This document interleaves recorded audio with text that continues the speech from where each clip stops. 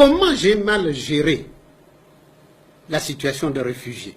Nous devons dépasser les petites divisions internes et nous mettre ensemble. Je décide avec mon gouvernement que tous les réfugiés devaient quitter les territoires de mon pays au plus tard le 31 décembre 1995, le 31 décembre 1995, et que le président Mobutu me dit, ce n'est pas comme ça, prends une position contraire, et je reçois de la communauté internationale le secrétaire général des Nations Unies, Boutros Ghali, le sous-secrétaire d'État, Georges Mousse, le directeur pour Afrique, Rochero de la Sabrière, pour me dire, écoutez, non, il faut suivre la voie du président, il ne faut pas vous opposer au président sur ces chapitres. Alors que toute la population du Kivu avait mobilisé ses moyens de transport pour aider les réfugiés à rentrer. La vérité, c'est que la communauté internationale ne voulait pas, alors que la même communauté internationale, par 2 résolutions du Conseil de sécurité, a voté le déploiement des forces multinationales qui devaient constituer les couloirs de sécurité pour permettre aux réfugiés de rentrer dans leur pays dans la paix et la dignité. Cette même communauté internationale reviendra sans que les résolutions du Conseil de sécurité aient été démenties par d'autres résolutions, qu'on ne déploierait plus parce que le Rwanda venait de bombarder les camps des réfugiés et que tous les réfugiés sont rentrés. Ne sont plus rentrés dans la paix et la dignité. Sont rentrés avec baïonnettes sur leur dos. Non. Le vrai problème se pose en ces termes-ci.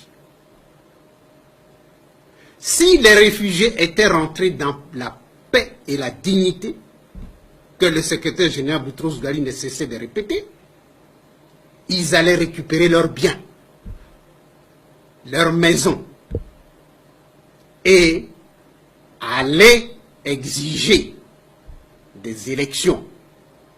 Et en vertu des dispositions de la Charte des Nations Unies, un homme, une voix, les Hutus allaient revenir au pouvoir. La communauté internationale, Kagame et son pouvoir ne voulaient pas cela. La communauté internationale a le génocide sur la conscience et devait se décharger de cette conscience, de ce génocide, d'une manière ou d'une autre. J'ai pris contact avec le secrétaire général, par 2 fois, à l'Assemblée nationale des Nations Unies de septembre 1994. J'ai été invité par le secrétaire général pour prendre part au Conseil de sécurité en 1995. Il avait été entendu que je devais convaincre le membre permanent du Conseil de sécurité pour